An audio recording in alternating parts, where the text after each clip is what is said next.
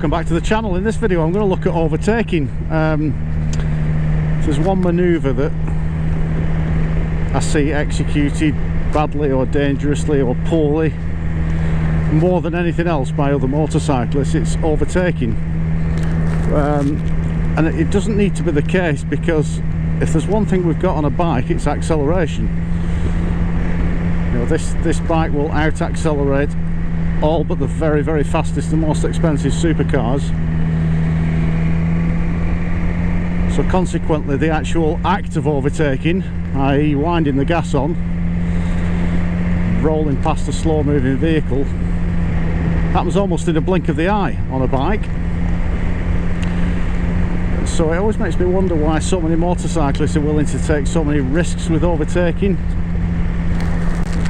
or position themselves badly in the following position, or overtake in the face of oncoming traffic, and lots of other things that I see on a fairly regular basis when it's just not necessary. One of the things I'm not going to do in this video is debate the rights and wrongs of whether you should or should not overtake. That's a matter for you. So you're looking either at the roadcraft driving or riding manuals. It asks you, is it appropriate for you to overtake? Why are you overtaking? What's the purpose? I'm not going to go into that today. That's a matter for you. What I'm going to look at here are the practicalities of overtaking, the things that you should consider, and how we execute the overtake, just how we carry it out. So let's have a chat first. Well, I've got an open road in front of me. Let's have a chat about overtaking. There's two main types of overtake.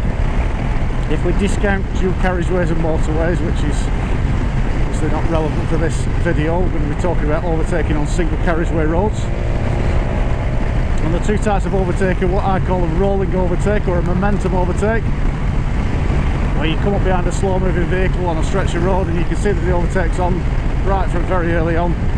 You don't need to slow down or anything, you just move offside and roll past them. Those are lovely, they're really nice overtakes, those. But they don't come up that often, really. In the majority of cases, it's a nice view, isn't it, over here?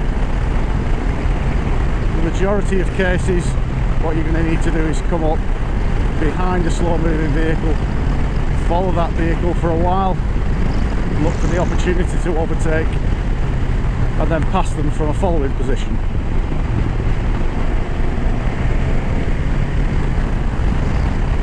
So as I'm coming down here now, there is what looks like a really nice opportunity to do a rolling overtake on this little red car. There's nothing coming towards us. I've got a glorious open view. I'm going offside nice and early. There's nowhere you can turn right. There's no offside hazards, junctions, nothing that's going to cause me a problem. And we roll past them like that. Do I need to go into that in any more detail? I don't think so, no. I think one of the things to bear in mind is that we've got to consider lots and lots of different things. What reaction are we going to get from the driver that we're overtaking? Is there an offside hazard? Is there a near side junction? Is there anything else that vehicle's going to pull out for, like cyclists or anything like that? But clearly, in that case, that was just on. I mean, pretty much from the moment I first got a view of that red car, it seemed obvious that that was on. But now I'm having to come up into a following position behind this Kia. It's not as obvious that I've got rolling overtake on this one, so I'm going to have to match the car's speed. This little thing about catch, match and dispatch. Now I can see that the overtake's on. As you can see, even just using a little dribble of acceleration on the bike, it's very easy to get past it. So following position, I'm going to do a separate video on following position, so I'm not going to go into too much detail here. I'm just going to concentrate on one of the advantages of the following position, which is that you can move into the overtake when it's safe to do so.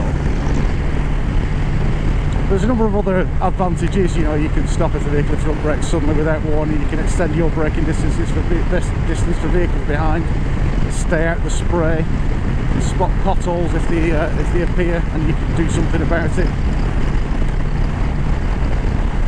I'll go into that in a lot more detail in another video about following positions on the road. But let's just think about the following position and how it relates to overtakes. So a good following position on a day like this, a lovely clear sunny day, behind something about the size of a normal car. we're aiming to be about 2 seconds behind. Now, I'm not a big fan of the saying only a fool breaks the 2 second rule, because it isn't a rule. It's a bit of guidance. The rule really is that you shouldn't be any closer than 2 seconds in a following position. But if it's a muggy day, if it's raining, if the weather's awful, you're going to drop back and extend that following position 3, 4, 5 seconds. If it's a large vehicle, remember that, you know, one of the advantages of the following positions, you get a good view of the road ahead that you can improve by movements near side and offside. Behind a large vehicle like a bus or a truck, a large articulated lorry, you need to drop back 3, 4, 5 seconds, maybe even a little bit more than that. That'll allow you to get a good view past that vehicle. Remember, dropping back doesn't put you at much of a disadvantage on a bike. Yes, it makes the overtake a little bit longer, but we make up for that with the acceleration that's available on the bike, the performance of the bike, and we're never really offside for too long. So what are the things we need to be considering when we're in that following position? Well, the first thing is we need to move around to get the best view. Now, it's quite nice on this bike in particular. I sit up quite high, my head's quite tall, I can look over the top of a lot of cars, saloon cars certainly, maybe not 4x4s and SUVs, but I can certainly get a view over the top of other cars. But I also want to move, you know, I want a view around them. So in a bit I'm going to strap the second camera onto the bike, and we're just going to ride along and get some overtakes. I'm going to talk you through each of those overtakes, but in principle, if we're behind a vehicle on the approach to a right hand bend, I'm going to position near side, and that will extend my view past the vehicle. Likewise, on the approach to a left hand bend, my view is up the near side, so I want to do everything I possibly can do to extend that near side view, and you'll see how I move the bike around and how I position for a near side view. So I'm going to move the bike sideways to improve the view. But what else are we looking for? Well, we're looking for anything that we could come into conflict with in the middle of that overtake. So I mentioned before, offside hazards are the big one. We want offside junctions to the right. Two things can happen with junctions to the right. The first is something could come out of that junction and come towards you in the middle of an overtake, which is a bit of a nightmare scenario. And that happens because people don't look left before they go left. So a little tip when you're coming out of a junction, yeah, we want to look right towards the traffic that's coming towards us, but always look left as well.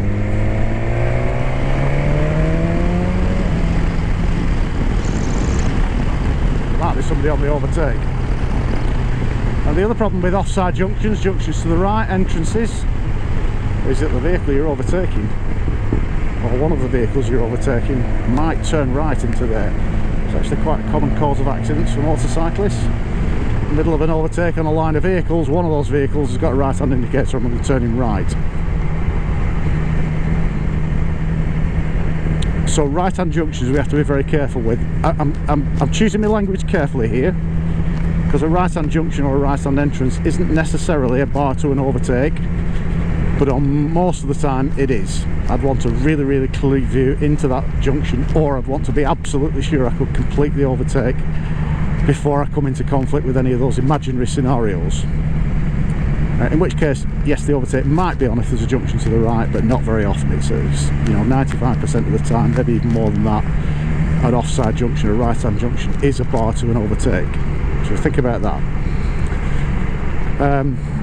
Actually, I'm going to bring you back from there a little bit, and I'm going to talk about what is the first thing that you need when you look for an overtake. And the first thing that you need is somewhere to land. We need a landing space. That's the space in front of the vehicle that we're overtaking. So here, for instance, yeah, we're going into a national speed limit, but I can't see if there's enough room to get past this van yet. Looking near side, the view isn't opening up. So I have somewhere to land in front of the van, that's not a problem, but I haven't got enough view, and there's a car parked on the offside there. See its white roof sticking up above that wall. So what I'm going to do is move around now to improve my van. I'm going to drop back to about 2.5 seconds. It's very slow, which makes the overtake easier. Now we're doing 25 mile an hour in a national speed limit. There's my near side view. Yeah, no, it's not on.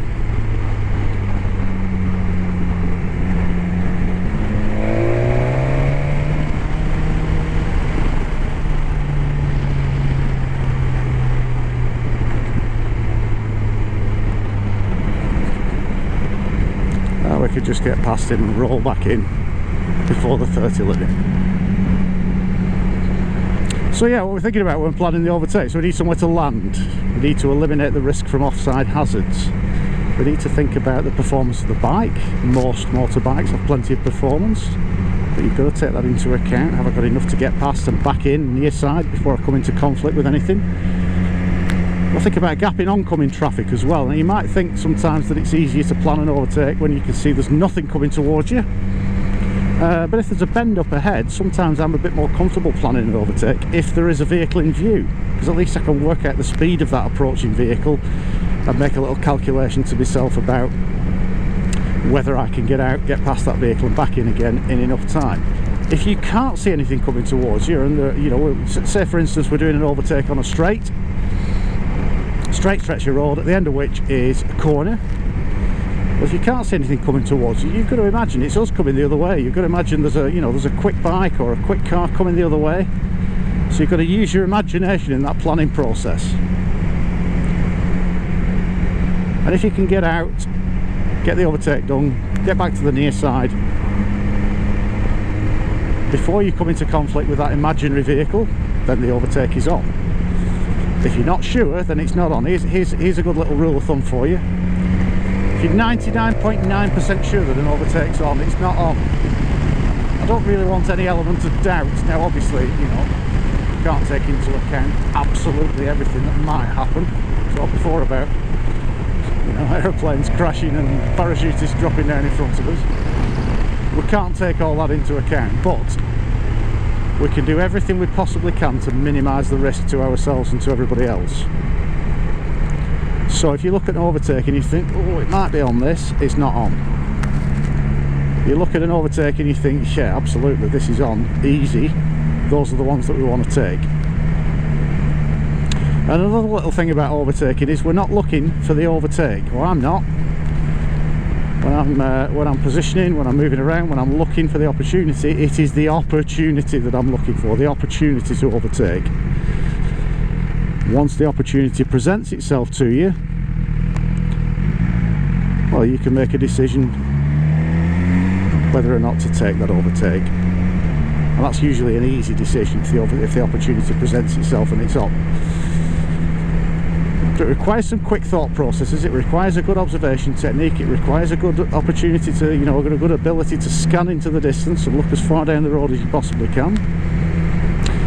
So what about the overtaken vehicle, the vehicle that you're going to overtake? Well, we've got to make a little bit of a judgment sometimes on what reaction you're going to get from them. Sometimes you get an aggressive reaction from people, not necessarily trying to knock you off, but they start to pick the speed up, they see you moving around behind them and the speed picks up. One of the things you don't want if you're overtaking on the line of vehicles is the vehicle in front suddenly put the foot down and accelerate. Now again, you know, the bike will generally out-accelerate most cars, but that's something you want to do. That will make the overtake longer if you're not careful. So we're looking for the behaviour from the car in front. What are they doing? One of the other things I'm looking for when I'm following a vehicle and I'm thinking about overtaking is, are they crossing the white line on right-handers? Are they making the car wider than it needs to be? Because and I'll come on to where you should overtake in a minute, but I quite often overtake on bends, and on or coming off a right hand bend is a really, really good place to get an overtake. You get an early view if you position yourself correctly. Looking through that right hander now, get a very early view off down the road, you can see that the overtake's on.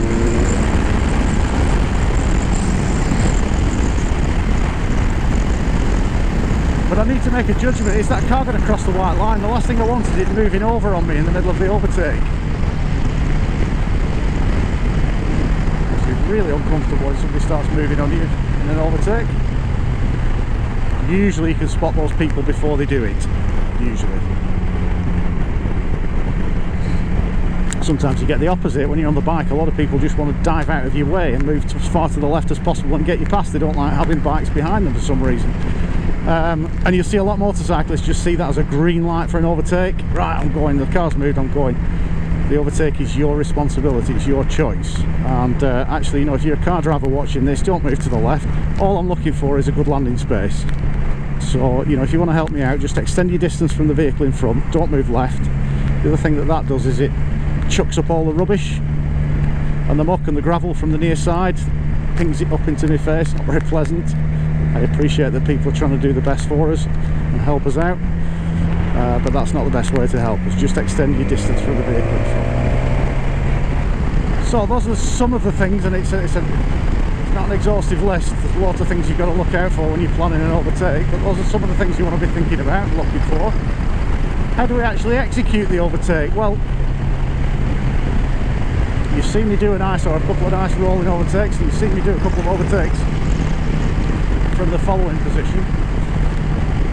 I think the mistake a lot of motorcyclists make is that they look with the right wrist.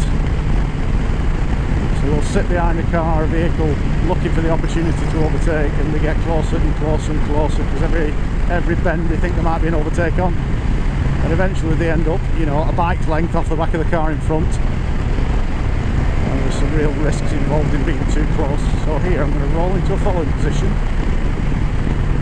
I'm going to move offside to extend the near side view, take a more flexible gear. Here's a good example of something else you should look out for: crests in the road. I have no view beyond that crest in the road. I'm going to hold a position here 2 seconds back with a good long forward view. I think there is a car coming towards me. I'm taking a more flexible gear. Yeah, 2 cars.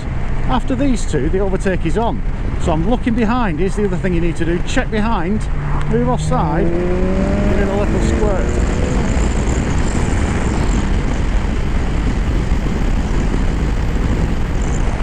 So you can see the first thing I'm doing is moving offside rather than winding the gas on. What most people do is do a sort of banana shaped overtake, get the gas on, accelerate up towards the back of that vehicle. Now what if that vehicle brakes? All of a sudden you're having to swerve out more dramatically than you need to. You need to try and do these overtakes in a nice, smooth, controlled way. Doesn't look aggressive, we're not upsetting people on the road. So hopefully you can see from that one, what we do is we move offside in a flexible gear. And that offside move, we move to the offside of the road. That just confirms your view. It gives you your last final view up the road and confirms whether or not the overtake's on. And the important thing there is if you've been looking with your right wrist and you're already accelerating, if something comes into view and you have to go back in behind that vehicle that you're overtaking, well, you're going to come in really close and on the brakes, and it all gets really rough and messy.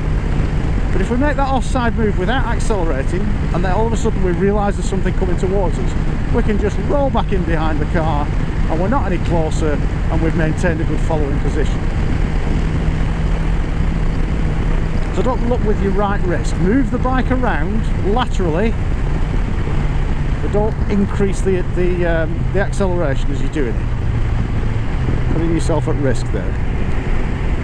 Now in roadcraft, it makes reference to the overtaking position. You hear this on advanced bike courses as well. I'm not going to massively challenge what it says in roadcraft, but it's not a technique that I particularly like to use. I think the overtaking position just puts you at a bit more risk. It requires you to get a bit closer to the car in front just before the overtake is on, and then move offside. Now sometimes people see that, get a bad reaction from them, and it can put, you know, there's lots and lots of good reasons for maintaining a good long forward position. Again, on the bike, it's so easy to overtake. You get much of an advantage from the overtaking position. However, I have seen it demonstrated well by other good advanced drivers and riders and instructors. If you choose to use that, that's absolutely fine, but I'm not going to talk about the overtaking position in this video. And another question I get asked a lot is about signalling for overtaking. There are some people who every time they do an overtake bang an indicator on, indicate all the way through. Look at roadcraft, all the schematics, all the drawings show the motorcyclist indicating the overtake. If you want a signal for your overtakes, I am not going to criticise you, that's absolutely fine. It's free, it doesn't cost you anything. You don't have to top up with indicator fluid, it's no problem. I tend to indicate a little bit less for overtakes. I sort of think if I'm behind this car now and I move offside and start winding the gas on, it should be obvious to them that I'm overtaking. But I will put a signal in if they've got somebody behind, especially if they're looking like they are keen to overtake themselves, maybe another motorcyclist or somebody getting on with it in a car, because what I don't want is to find that they've moved out on the overtake and I either get blocked in behind the car in front, or I move out without realising that that vehicle's going out on the overtake. Now I should be checking the mirrors all the time before any overtake, before any move to the offside. We're going to be checking the mirrors, but you never know, you might miss something, so a little signal under those circumstances is appropriate. I might occasionally, as I move offside, give a headlight flash to the car in front, the vehicle in front, or a little horn warning if I'm not sure that they've seen me or not.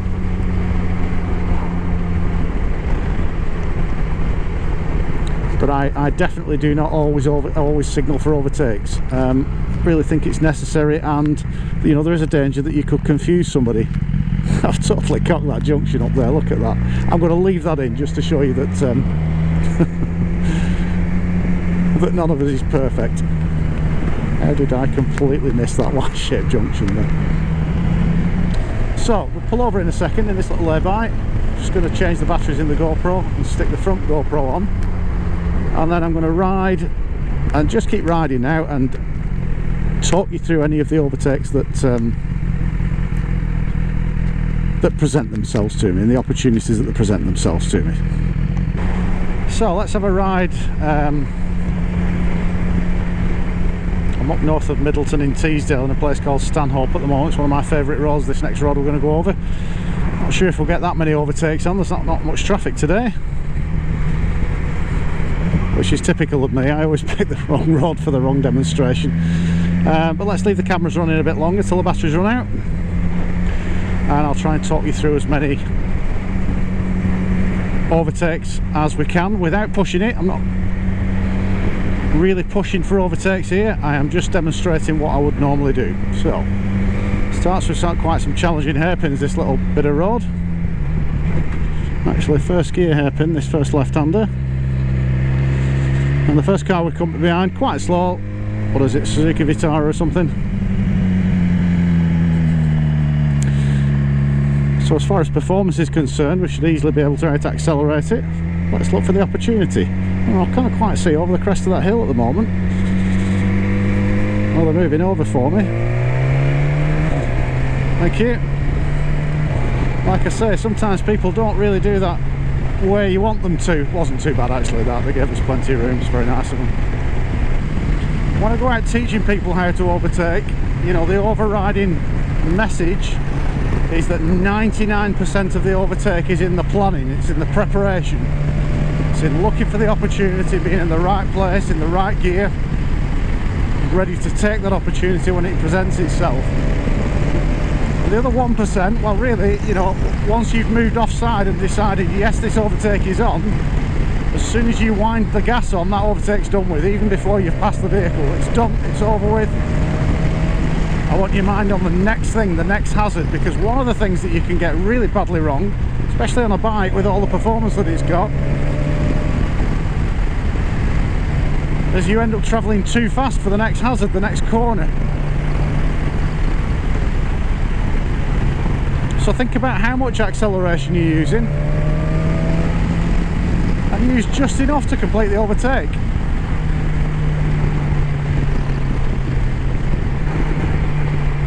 It's a cracking road, this one, isn't it?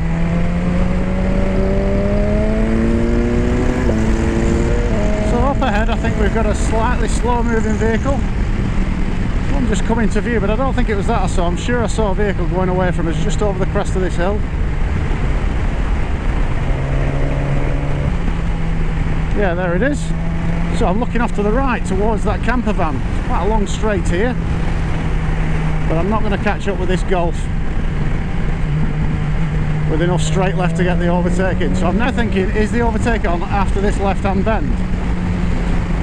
So I'm positioning towards the offside, just towards the centre line a bit, maybe position 2.5, if not position 3. Getting that near side view. Look at that near side view develops as we go around this corner. I'm looking up the inside of this Golf. And there's the opportunity. Quick mirror check before we move offside and into the overtake. I might not mention every mirror check that we do, but be assured I'm either doing a mirror or a full shoulder check before we move out onto that overtake. Now a lot of people think you need a long straight to get an overtaking. That's not the case. Nothing wrong with overtaking on corners as long as there's no sort of double white lines to prevent it, and as long as you've taken everything else into account and it's safe and the overtake's on. tend to get more overtakes on right-handers than you do on left-handers, but sometimes on a long sweeping left-hander with a good open view, nothing to say that you can't overtake. So looking through the bend, there's a slow moving sort of SUV. It's a Honda or something going away from us here. I'll roll into a following position on them. Catch them, match them and dispatch them when it's appropriate. Is it a Nissan X-Trail? I don't know, I can't tell one type of vehicle from another these days, these SUV types. So, into a following position, and now I'm looking for the opportunity. So the road's going left, I'm looking near side. In the distance I can see the road bending to the right. This is on, offside, check, mirror check, roll offside. Again, we were helped there by the fact that he was going pretty slow. Okay, a couple of slow moving vehicles in front of us here in Middleton in Teesdale. Now we're coming into a national speed limit, so again, like a lot of motorcyclists, they sort of start thinking, right, that's a green light for us, but look at what we've got on the right. We've got this cattle market and a Land Rover in front. Is he turning right into this cattle market? I wouldn't want to go with that offside hazard. Looking up the hill though, got a bit of a straight, one vehicle towards us. Land Rover's just shown his true colours. Going to go offside.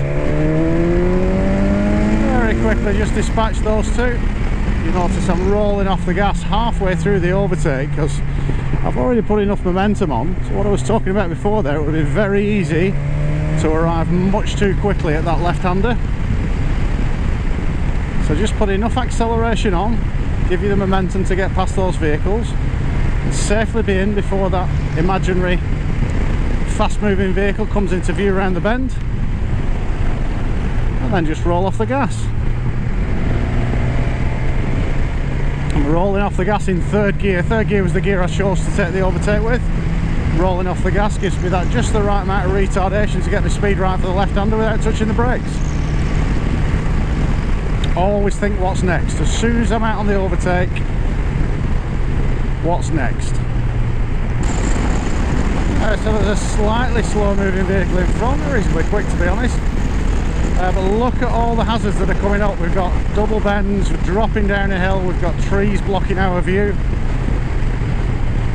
So I'm not rushing into this area expecting there to be an overtake on immediately. We've got a bend to the left there. Position, speed and gear down to third gear. Third gear gives me the right gear for the corner, but it's also the right gear now to prepare for the opportunity to overtake on this car. So as we come off this right-hander, let's have a look. Get an offside view, nothing at the moment. Now moving near side again to extend that view, and the road in the distance is moving left. So I'm keeping third gear, keeping a position to the near side, looking near side, and then I'm going to go as we come off the bend, bearing in mind the water. So just had to delay the acceleration there a little bit until we were through that standing water. So I think I've just seen a vehicle going away from us over these little bridges. I don't know if it came out of this farm. We're just down in the valley at the moment where the road tends to be a bit twistier. It's just a little car, and there's another car up towards the top of the hill up there, a white one going away. Don't see anything towards us at the moment. So there it is, going to be catching up with that now, rolling into a following position. Not aggressively braking into a following position, just holding fourth gear here, rolling off the gas. The idea is I'm in that following position, ready to look for the opportunity as we emerge from the next corner. Now he's pretty slow, I'm down to second gear now. Honda Jazz, so he's got to be at least 80 years old. Now looking for the opportunity. Yeah, I don't...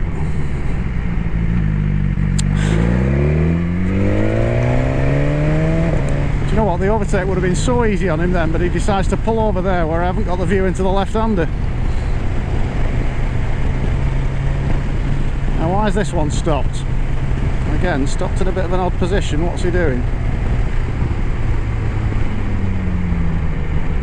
Can't see round him. Looking up his near side. Now the overtake's on.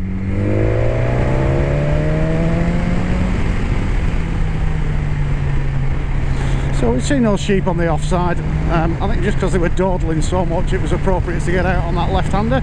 Like I said before, we can overtake on left-hand bends as well as right-hand bends. Right down there in the distance now, we've got a slow moving vehicle we're gradually catching up with towards the end of that straight now.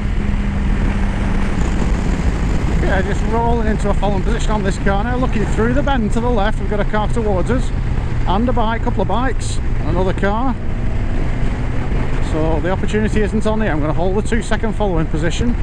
Here you can see I have got a good view over the top of the car as well as near side and offside. Steady on, lads.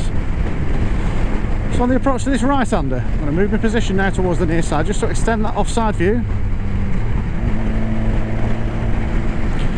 Signs of warnings of a left-hander, so my view is going to come from the near side of this Qashqai. So position here by the centre line extends that near side view. Sort of forced into braking a little bit because there's the opportunity. Quick shoulder check and away we go. Again, not too much acceleration there because we're going downhill towards a right-hander. I don't want to arrive at this right-hander too fast. Just roll a little bit of gas on. Take a bit off the offside here, there's nothing coming. But I'm positioning near side and getting the view past this car. There's the speed limit, the national speed limit sign, so drop it to 4th, couple of gears down. Keeping the near side position. There's a view opening up, mirrors and shoulders. There is an entrance on the right there or a lay-by, but I'm back in before it, no problem at all. Very, very straightforward overtake off a right-hander. So that's it for this video. Thanks for watching. I hope you found it useful. That I will do some more stuff on overtaking. You know, if there's one thing, like I said before, that motorcyclists get wrong, in my view, more often than anything else, it's overtaking. And there's no need for it. You can still have a nice disciplined approach but still get loads and loads of overtakes in. It shouldn't be held up for long on a motorbike. I've only covered the basics. There's a lot more to it in respect of, you know, what you should be considering and things should stop you. Go and have a look at roadcraft. I'll also put a link in the description below for my other overtaking videos done in the car, the things that you want to look out for and be wary of when you're planning an overtake, just as relevant in the car as they are on the bike. So have a look at those videos, there's plenty to learn from those. Go and have a look at the website, reglocal.com. There's loads more information there about advanced performance driving and riding, information about the books that I've written and how you can get a day out driver or rider coaching with me if you want to. Drop us an email, we'll sort something out. And give us a follow on Twitter as well, at reglocal. But for now, thanks for watching. We'll see you next time.